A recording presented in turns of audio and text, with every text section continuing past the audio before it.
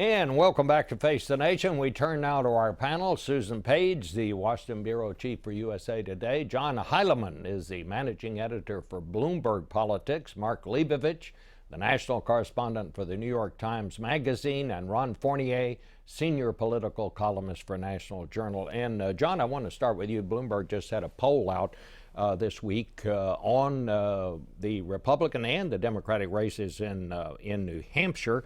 Among the Republicans, clearly there is no clear front-runner. Senator Rand Paul and Wisconsin Governor Scott Walker lead the pack, followed closely by Jeb Bush and Senator Marco Rubio. Among the Democrats, of course, Hillary Clinton is no doubt the clear front-runner, but Bernie Sanders from neighboring Vermont, who was just here, is in second now, followed by Vice President Biden and others. So, John, what's the news here? Well, first of all, this poll is just out this morning. It's piping hot. We served it up just for you, Bob. All right. The news, I think, on the Republican side, the biggest story is one change that's happened since our last poll in February, which is Jeb Bush losing 5 points and Marco Rubio gaining 6 points, doubling his support in New Hampshire. And we're seeing that across the country. Rubio is on the rise. I think that's the biggest story right now in the Republican nomination contest, is that he has vaulted himself into the top tier. On the Democratic side, Hillary Clinton is as strong or stronger than she's been in any of the polling since last fall and all the way up till now in New Hampshire. Obviously a very good state for her in general, but this poll is interesting because it comes on the heels of all this negative press. And the fact that, and this also is confirmed by a lot of other polling, including some CBS polling this week, she seems to be weathering that pretty well, at least in terms of her support within the Democratic Party. So, as far as you're concerned, if things hold up, Hillary Clinton is going to be the nominee. Well, I think she's, as I think Newt Gingrich and Stephanie Cutter just said, I think she's the prohibitive favorite to be the Democratic nominee. But things will happen, as they said. And the other thing is that at 62% is a very high number in New Hampshire, and it's about what the number she has in Iowa and other polling. But I think if you got to the Iowa caucuses and the New Hampshire primary and she only won 60%, against the current range of the field, there would be a lot of negative press coverage that would say 4 out of 10 Democrats have voted for someone else. If that holds up, she would have to deal with that because she is so much the predominant favorite in terms of money, in terms of endorsements, in terms of everything else. But this Republican race is really wide open. Of course, we also point out, well, we're a year and a half from the election here, Susan, but they're in the low double digits, even the leaders in New Hampshire. That's right. I think it's right that there's no front runner. There's a first tier maybe of 4 candidates. And I think some troubling news for Jeb Bush. You know, he's been focusing on raising money. He's going to come out with a huge number for his super PAC in terms of early fundraising. But when you look at the early states, that's not where money is the key. In Iowa and New Hampshire, it's connecting with voters. He's in 7th place in the most recent poll. In Iowa, he's basically fallen from being in a kind of a modest first place in New Hampshire. Does money allow you to sustain losses in a string of the first states, in Iowa and New Hampshire, and perhaps in South Carolina? South Carolina then looms as a very important contest when we look at it next year. Do you think Mike Huckabee is for real, Ron? Yeah, he's for real. He's somebody who was modestly successful in Arkansas, who comes across as very affable, very populist in a populist setting, but there's another side to him. He can be very prickly, even mean. He's got severe, you just touched on it in your previous segment, ethical issues dating back to Arkansas and going to the current time. Well, talk a little bit about that because that was your story. You're the one that wrote that story. You said he was, downright, well, you didn't call him sleazy, but you said he supported some cheesy kind of... Cheesy is a word I use. Sleazy might be a synonym. No, I don't mean that. I've known Mike Huckabee since before he got into politics, and I covered Bill Clinton in Arkansas, and I have a healthy respect for both of them, but I also know that they have great advantages and great disadvantages. And with Mike Huckabee, if you compare his conduct ethically in Arkansas to Bill Clinton's in Arkansas, what Mike Huckabee did would make the Clintons blush. I mean, Bill Clinton, for all his faults, did register a huge ethical reform initiative in Arkansas that really cleaned up government in Arkansas. And Mike Huckabee registered at Target. He literally asked his donors and his friends to give him gifts while he was governor of the state of Arkansas. But what about this infomercial about diabetes? He said, well, I was just advising people to eat healthy, basically. Well, no, as you know, there was more to that. And I really like the way you kind of put him on his heels and he had to filibuster you. He's endorsing, there are infomercials that are endorsing cures and treatments that no health agency supports. He's linking cancer to cures to the Bible verse. It's just not the kind of thing, it's just not, as Frank Bruni wrote today in the New York Times, of all the adjectives you could put behind his activities, presidential is not one of them. Right. No, I thought his handling of your question was frankly pretty lame. I thought that, and I think there's going to be a whole range of questions that he's going to get on his business activities since he left the governor's mansion of Arkansas. And look, I think he needs a better answer. And I think part of his appeal in 2008 was populism. I think he's sort of lost a lot of that. I mean, he's not in Arkansas anymore. Somewhat like the Clintons, he's basically been gathering a lot of money, and I think he has no answer for it. I actually think Huckabee has a different problem, and that is that last time he broke through in Iowa in a big surprising way without much money, without much organization, because he had so much appeal with the evangelical voters who are so important in Iowa and in South Carolina. And this time you see the whole field competing for that vote, including Jeb Bush yesterday. You don't really think of him as the evangelical candidate.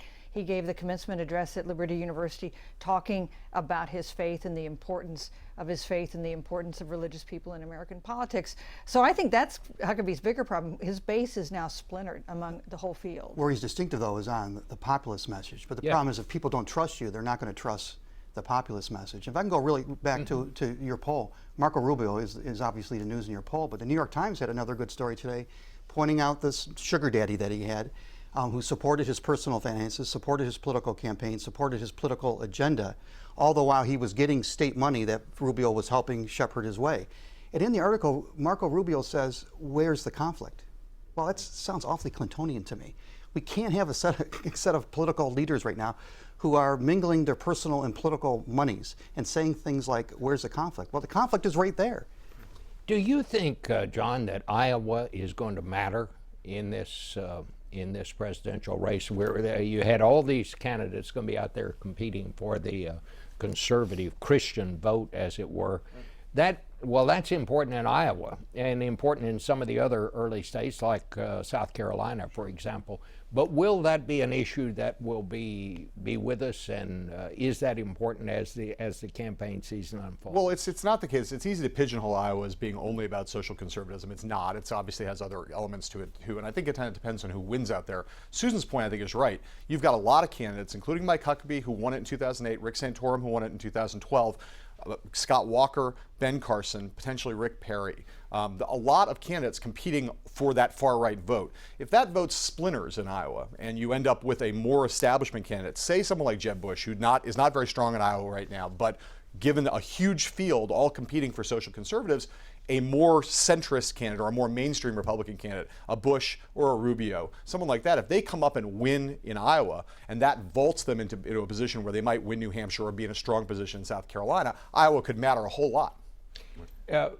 Mark, you were No, I mean, I just think that there's no logical firewall for a Jeb Bush. I mean, I think New Hampshire actually will be more interesting. I mean, sitting here a year and a half out than Iowa, just because there's much less. Actually, it's not a year and a half. It's Well, 6 7 months. months, yeah. Sorry, I'm getting my calendar messed up.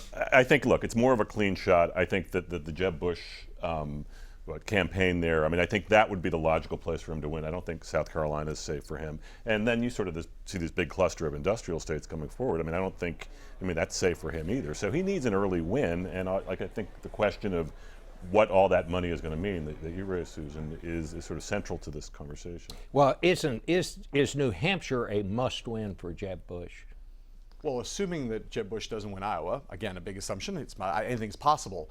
New Hampshire is a must-win state for a lot of candidates, it seems to me. A lot of candidates, again, in the more establishment bracket. If you're Jeb Bush, New Hampshire is the place, I think, is Mark's right. That's where you're going to notch your first win, if you're going to notch a win. Someone like Marco Rubio, someone like Chris Christie. Those are candidates. Chris Christie, I'd say, if he decides to run, New Hampshire will be even more important to him, which is why he's spending so much time there, because he has virtually no chance of winning in Iowa. So he's going to put a lot of time and effort into New Hampshire. I'm glad you brought up Chris Christie, because somehow I don't hear much about him. I know he's out there. I know he's been in New Hampshire. Is he still a candidate? This is bad news for Chris Christie that you're not hearing much about him. I think he is clearly focused on New Hampshire, and New Hampshire is a kind of state that might like Chris Christie, because this kind of social issues on which he's not quite as in tune with the Republican Party matter less there. New Hampshire likes a fighter. They also like people who candidates who go out and talk to them, interact with them at town halls, at coffee clutches, and he is great in that form. Also defended Tom Brady. He's got some. He's got some. Yes, he did. He's got some In big New Hampshire. problems, New Hampshire, right? it's- I mean, where the Gate investigation goes, we don't know. But he's also, in some ways, not a good fit with the Republican voters who, by and large, end up choosing the nominee. It's a tough race for him. Let's get back and talk a little bit about Hillary Clinton. And this is news coming in right now on somebody's It's phone Hillary Clinton here. calling right now. It may be. So is all of this, you say so far she seems to be weathering this, but you know, the emails, these contributions coming in to the Clinton Foundation, it seems to me this is something, I don't know if it's hurt her so far, but I can't see that this helps her as we go down the line. How does this sort itself out? I think, look, it's weathering. I think, John said, okay, so she gets 60% and the story will be that, okay, she didn't win more. I mean, I don't think she cares about that. I think if you were to ask her right now, would you take 60% of the vote in every single early primary? She'd say, yeah, I'll take that deal. I mean, I think everyone fairly well agrees, including probably the Clinton people, that there will be an anti-Clinton vote somewhere in the Democratic primaries. I just don't think it matters. That's what blows me away. They really don't think this matters. If you ask the Clinton people, as I've had, they'll say, not only does it not matter, but trust doesn't matter. They've convinced themselves, because Bill Clinton did beat Bob Dole and did beat Bush with his trust numbers being worse than theirs. They've learned from that lesson that Hillary Clinton, her trust numbers can go down as they have in most polls, and it doesn't matter. I think they're wrong. I think times have changed enough. She's not the kind of candidate he was, and mainly the times have changed in a way that transparency and accountability and integrity are really going to matter this election, and it's not something she can just gloss over. I asked this as a reporter. Will she have a news conference anytime soon, Susan? Here's this great, I think it was in a McClatchy story. It said Bernie Sanders has had 31 encounters with reporters since he announced, and Hillary Clinton has had 0. And that, I think, is not sustainable for someone who wants to run in Iowa and New Hampshire and be president of the United States. You have to take questions from reporters, whatever you think of them. And here's one, number 6. That's the number of Democratic debates we're going to see in the primary season. I assume that Hillary Clinton will participate in all of them. And that is an opportunity for those who would challenge her to really make their case against her on an equal footing. Well, do we know if she's going to participate in those debates? She says she's going to. She says she will. And I would think the question for us isn't just how it's affecting the campaign, but what does these two issues say about the kind of president she would be? We have to be asking those questions. Is she going to be somebody who's going to be transparent? Well, maybe not. Is she somebody who's going to be accountable as a leader? Well, maybe not. Is she going to be someone who follows the rules? Well, she didn't follow the rules on emails or on the foundations, so maybe she's not a rule follower. Those are the questions that, even if her numbers start going up, the media's still got to pay attention to those questions and help voters understand how to connect that to their vote.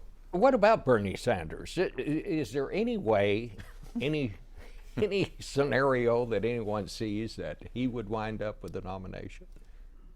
I think it'd be very hard to imagine Senator Sanders, but being the Democratic nominee for the reasons we said before. She is, right now, he is a popular, he's got about 18% in New Hampshire in our poll.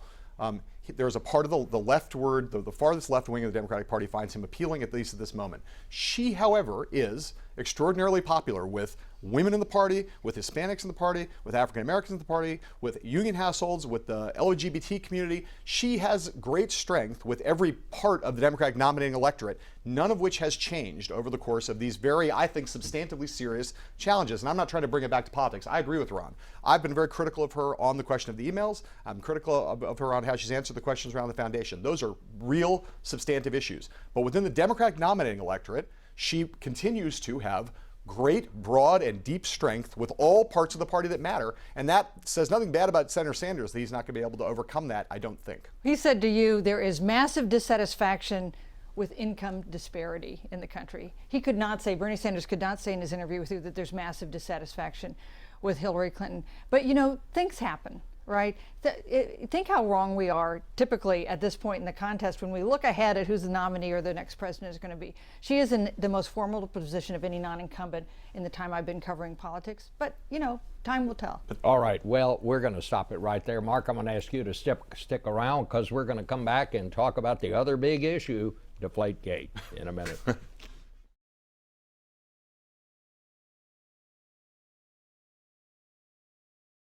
We turn now to Deflategate. Did New England Patriot equipment managers violate league rules by intentionally deflating footballs in last year's AFC Championship game against the Indianapolis Colts in order to make them easier to throw? And did their star quarterback Tom Brady know about it? Last week, a report prepared at the request of the league found that 2 Patriot equipment managers had spoken about deflating footballs for Brady in the past. And to talk about what this means for the league and the Super Bowl champion Patriots, we're joined now by Derek Bell, the NFL columnist for USA Today, and again, Mark Leibovich. We asked him to hang around because, Mark, you wrote a profile of Tom Brady earlier this year in the New York Times Magazine and did a lot of reporting on him. Jared, let me just talk to you first. Do you think we're going to see some kind of resolution of this? Will there be any penalty handed down anytime soon? Oh, I think so. I think probably by the end of this week, this coming week, we'll have some sort of resolution. Now, this thing has lingered on for quite some time with the Wells report, the result of over 100 days in putting together the investigation. I think we're talking about a potential suspension for Tom Brady. I think we're talking about some type of financial fine on the New England Patriots as an organization. And we may also be talking about some loss of draft pick. I think it's that serious to that level. And just real quickly, we're talking about an integrity of the game issue, and we're talking about something that occurred in the championship game.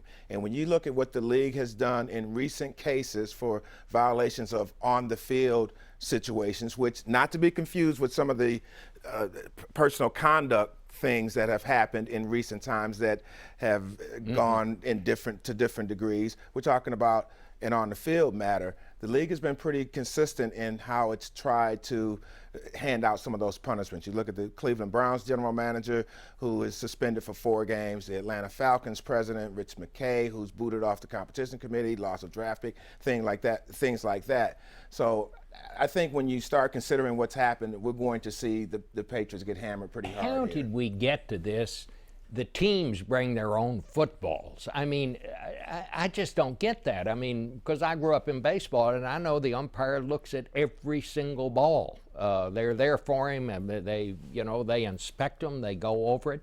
Why did we come to this that the teams in football, and I know they do it in college too, they bring their own footballs to play with? Yeah, and the officials actually inspect the footballs, and they supposedly pass muster.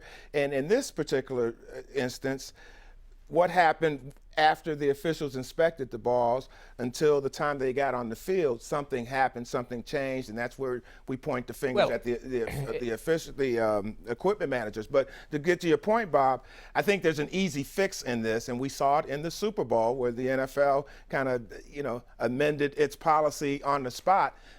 Let the independent people handle the footballs. Yeah, well, I mean, once they get to the game, then the referee should have custody of the footballs, it seems to me. And this, Mark, what about this? So you did a big piece on Tom Brady.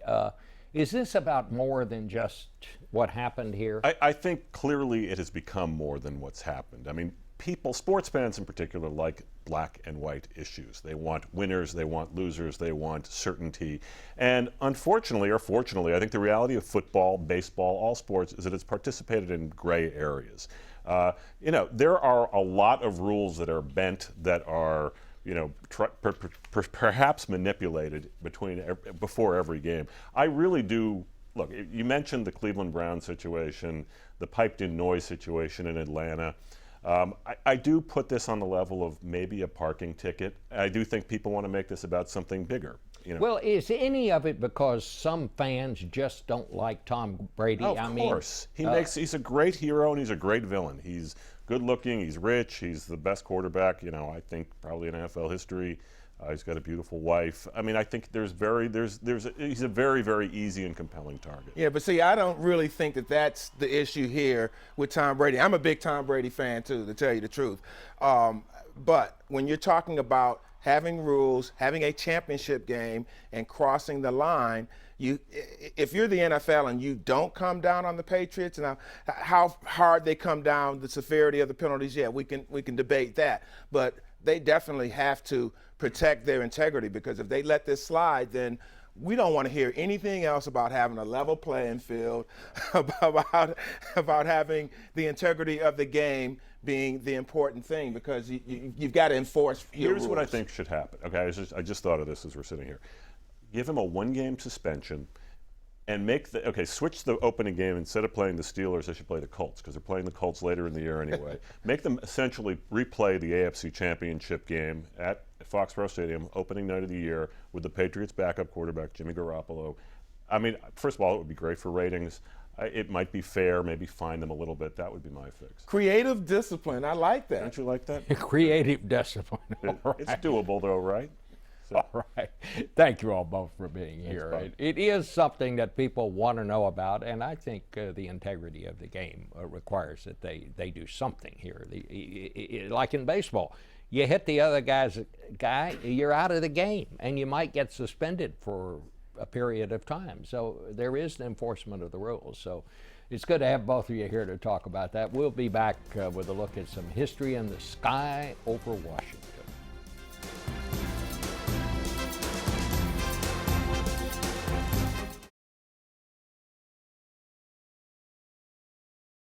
Finally, something you may have seen earlier on television, but the sight was so arresting, we wanted you to see it again. Washington all but shut down Friday as people filled the streets, the National Mall, and the World War II Memorial as a parade of historic aircraft staged a spectacular flyover to mark the 70th anniversary of victory in Europe and the coming end of World War II. More than 50 of the planes flew in formation to mark the decisive battles of the war, from Pearl Harbor to the Battle of Midway, D-Day, and the Battle of the Bulge. Ladies and gentlemen, here comes the B-29. The highlight of the show was the B-29 Superfortress, of nearly 4,000 built for the war effort. The one that made its way down the Potomac River is the only one left in flying condition. It was the B-29, the Enola Gay, that dropped the first atomic bomb on Japan. Not all of the 70-year-old planes were able to complete the trip. A Curtiss Helldiver had a mechanical problem and had to land at Washington's National Airport. No injuries. Back in the sky, the aerial parade ended with the missing man formation. One plane broke from formation and headed to the sky to honor the more than 400,000 Americans who made the ultimate sacrifice for their country in the war. Back in a minute.